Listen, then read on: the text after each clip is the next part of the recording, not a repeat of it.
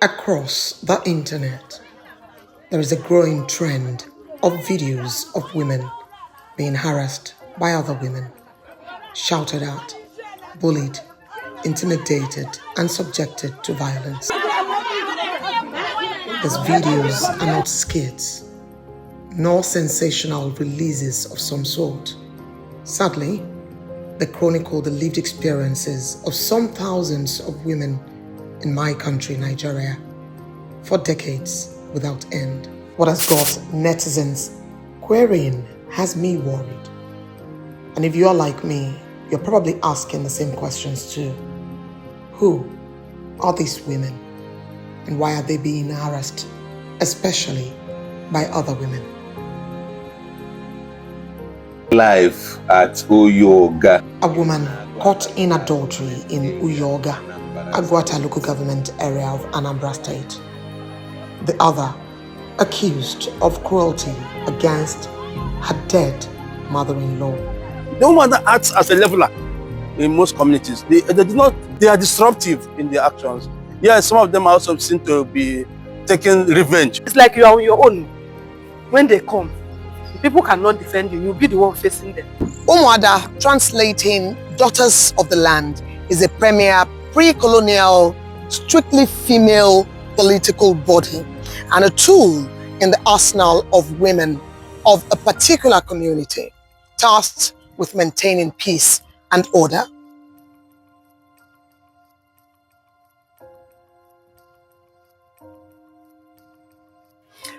I saw a video on the internet.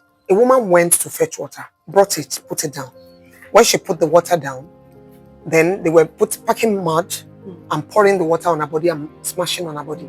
And I asked, what's the offense? I asked a number of my friends on the internet who were from Southeast. And then they said, it's Umuada, or she offended Umuada. What did she do? They said she didn't take care of her mother-in-law before the mother-in-law died, and that they have to appease the spirit of the mother-in-law so that the spirit of the mother-in-law would not come and be affecting her. I didn't understand that. Help me, please. Help me understand. How is that their business? But that's what I'm told. I've heard some. I've not heard some of this. They were smashing her the mud and the water, and they were speaking and saying all sort of things. So you could tell she was somewhat petrified, and they were smashing all those things on her. And then I was just asking, what is this? This is not my story, but I am careful to get to the roots of what this practice is, beyond the fact that I am being met with resistance and disappointments from many women who promised to help me understand Umuada. I'm also quickly faced by a seeming or an apparent awareness of danger. You don't want to offend Umuada. Melanie, do not offend them all. What does that even mean? A survey I conducted revealed that 8 out of every 10 people know about Umuada, and approximately 5 out of 10 have resolved issues by them. Also, almost 8 out of 10 people do not agree with enforcement methods and certain customs of the Umuada tradition. The Umuadas have a rule. They have a set of rules, a set of regulations, which they are hell-bent on doing. For instance, in my village, if you are burying your father and you kill a cow, the bottom of the cow will be taken by Umuada. It is not written, but it is done. It is so. If you kill the cow, the Umuada will come and demand the bottom part of the cow, and so you must give us the bottom part of the cow. So if you don't do that, the Umuada will come for you.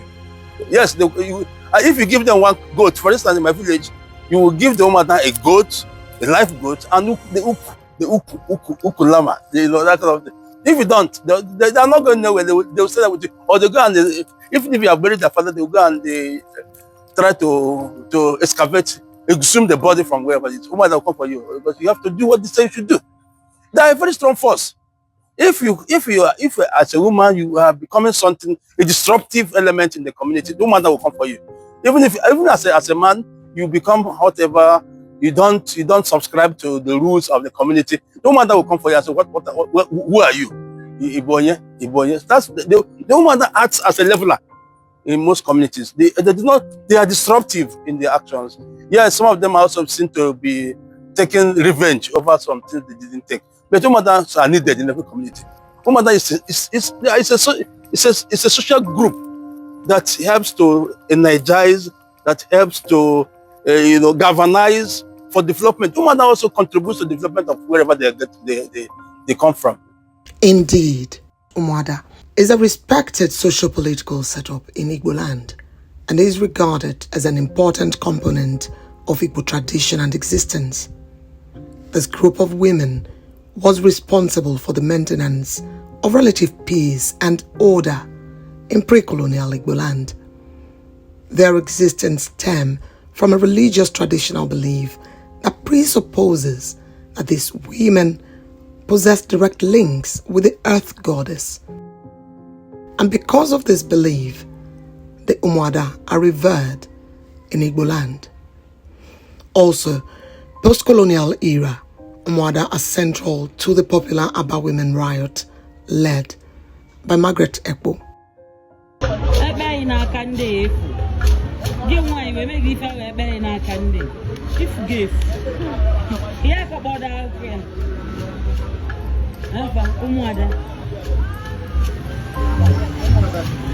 Umuada highest court, court to be fair. What I say, Janoka. Moka Passana gets no noggin. I don't have more organized and Diala. I don't know to Moka to Palipante. I don't know. Money at the pastor, from where I class vicinity. They go digging at you when I got a pastor. Pastor and when they leave an hour. Now let's see, baby, I called it. Kind of gonna show Colocata. I know you go confuse them all to Maggie. I quite get a Kotaka, Maranata. More gun or Rosia. Who open them with the pastor? Who open them with the pastor? You can never go to other. You will get any go to the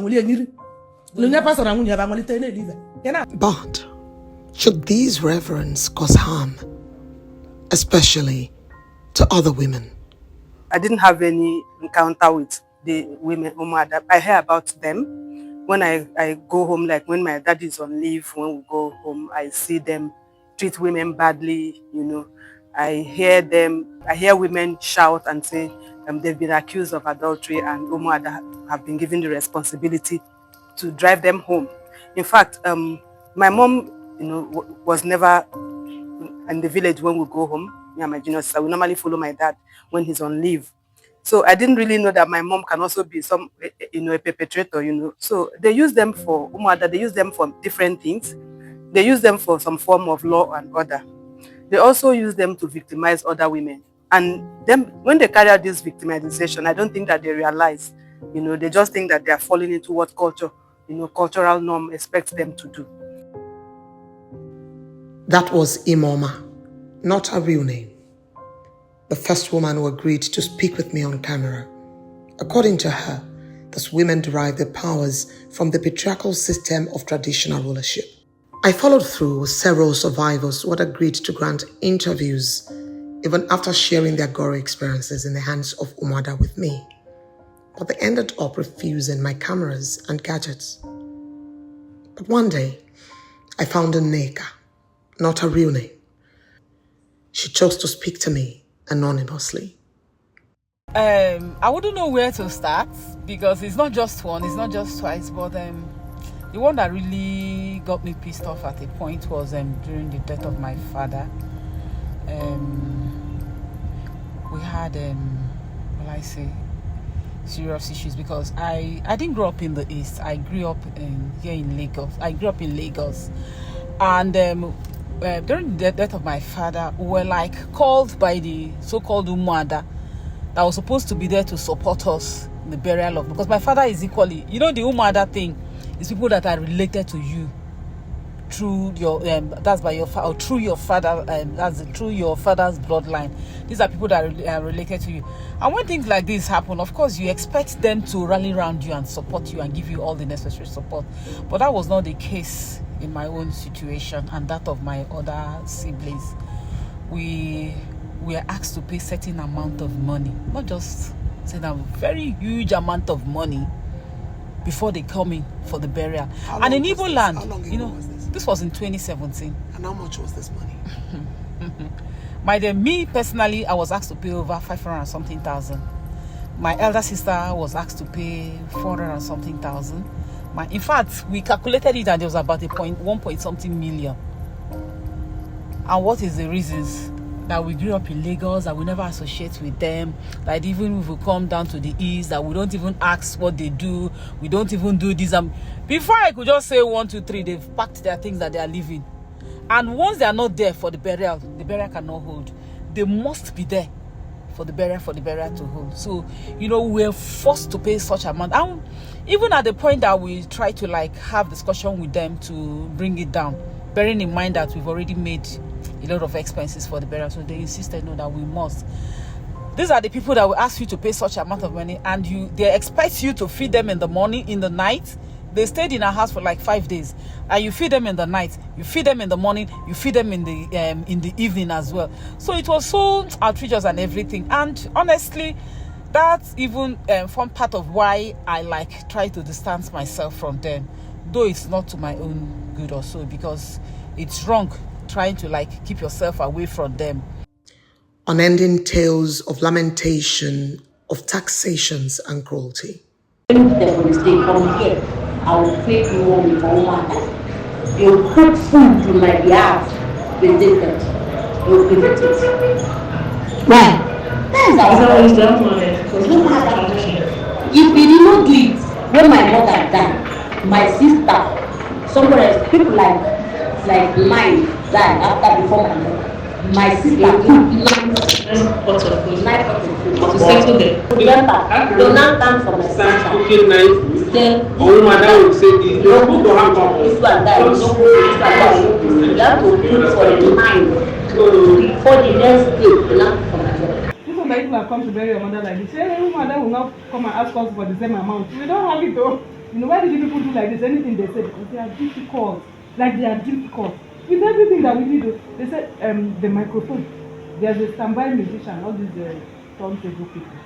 We had to keep the boys because of the microphone for them to use to address us. The microphone stopped. They said we should pay 5,000. That I should put 5,000. I said, excuse me, you want us to scatter this burial? I should pay 5,000. Now me, they use the mic. I hired somebody to work. Can't it have fault?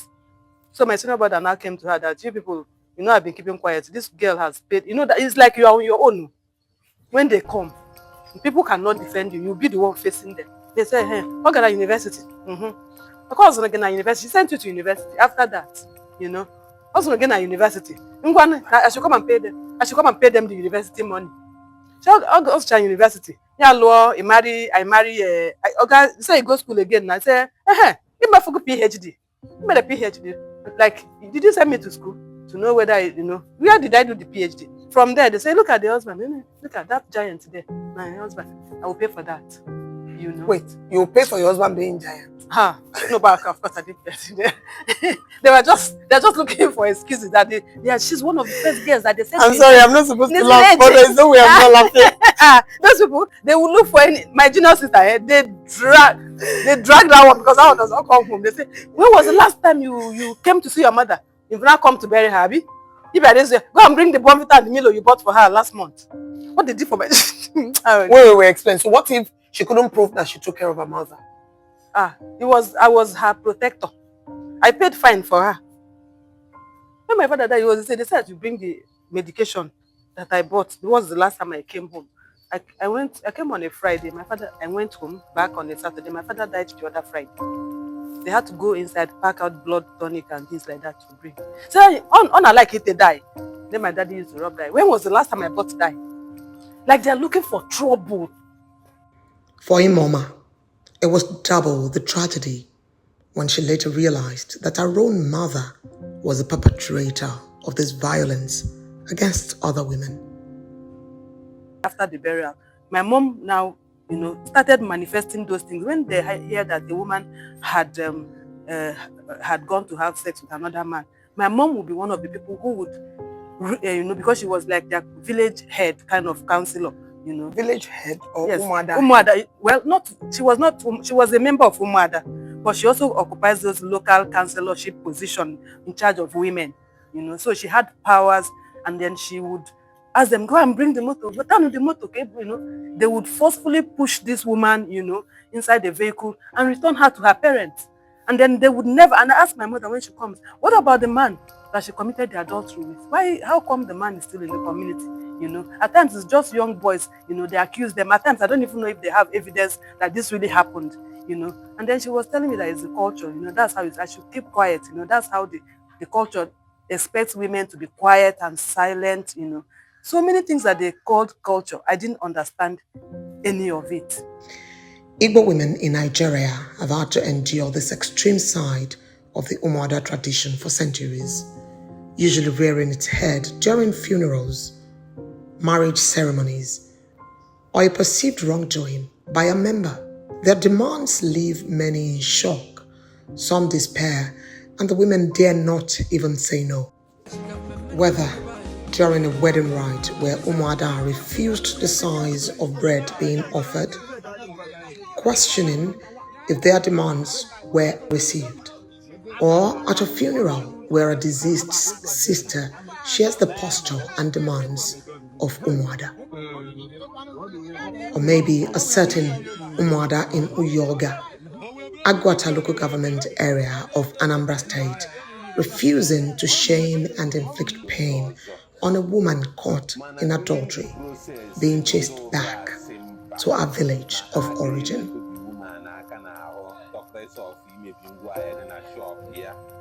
Now before her name you do to I gain her information. I got inform her say Hana dear. I may say her permit her there. I gave you good her, but oh good also not be ne kwesi no mad way. Imagine living with the fear and burden of being stigmatized, deserted, labeled, or even banished. This pain hits a little different, I'm told, by the daughters of the land who spoke to me, because the perpetrators are your mothers, your sisters, your cousins, your blood. Joel Nwokeoma, a titled man, a member of the ISIS cabinet of Azar community in Imo State. He challenged women to rise up and speak against the extreme practices of Umuada that inflict pain on them. Those things they are not treating because they have been passed over the years, you know, as uncodified conventions. You know, what Umana does is, Umana can even ask, okay, we will take two tubers of yam, or we take 2 jars of wine and leave you. But Umada will not leave you. They will not leave you. Because theirs it is our right, and we are not going to allow you to damage our culture. So that's it. So people are under pressure to meet some of these demands, because with the economic state now going south, people asking questions about why don't you moderate, why don't you modify, why don't you reduce some of these demands made on certain things, marriage, burial, and the living, you know, in the society. So that's it. Who are the people doing this? Women. Women are the promoters of those malpractices. So if women are not doing well, women are not doing well to themselves. So why should women be used to advance things that do not promote the welfare of women? So the whole conversation should be around women talking to themselves and say, we should no longer be used to advance, to encourage practices that impugn on women's rights. And Hope Nwakwesi, an Igbo woman and an Umuada, also the executive director of Almana Hope Foundation, a non-profit charged with protecting widows' rights, believes that change should begin with the law as enforced by the traditional rulers. These cultural practices and the change should no longer be used for political propaganda. It should no longer be used for merchandising. It should no longer be used for grandiosity, philanthropic grandiosity. The action. Remember, let me give you an example of UKG versus UKG. In fact, you know the funny thing, I didn't know about it some 3-4 years ago. It took her 30 years thereabout, lawyer. 30 years or so, 31 years to get that women should be allowed to inherit their father's property. That's a widow that the husband died in Anambra State somewhere. And they went to collect. She 30 years or more to now got UKJ versus UKJ. And 99.9% of people doesn't know about it. Therefore, if people doesn't know about something, they will work. So the truth is this: traditional rulers are the stakeholders. They are, in those days, I remember growing up in my place. You wake up in the morning or very late at night, you'll be hearing pan criers. They use it that time to disseminate information. It was one of the things I put up in our 2017, 2018 widowhood war.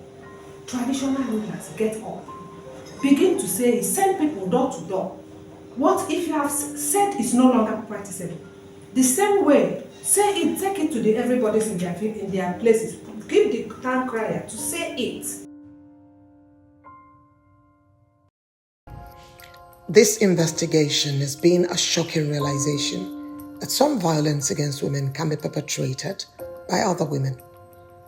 The women who spoke to me are survivors forced into silence, victimized and lied to by culture, and told to wear the badge of membership with pain and agony, naming their ordeal as just tradition.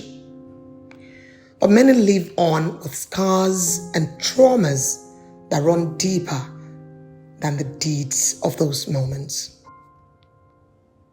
For others, justice was a reality too far from their reach. But an Nneka, who was brave enough to seek justice, was equally unwilling to share details with me for her own safety concerns. It is worth stating that the Violence Against Persons Prohibition Law of Nigeria does not agree with this injustice.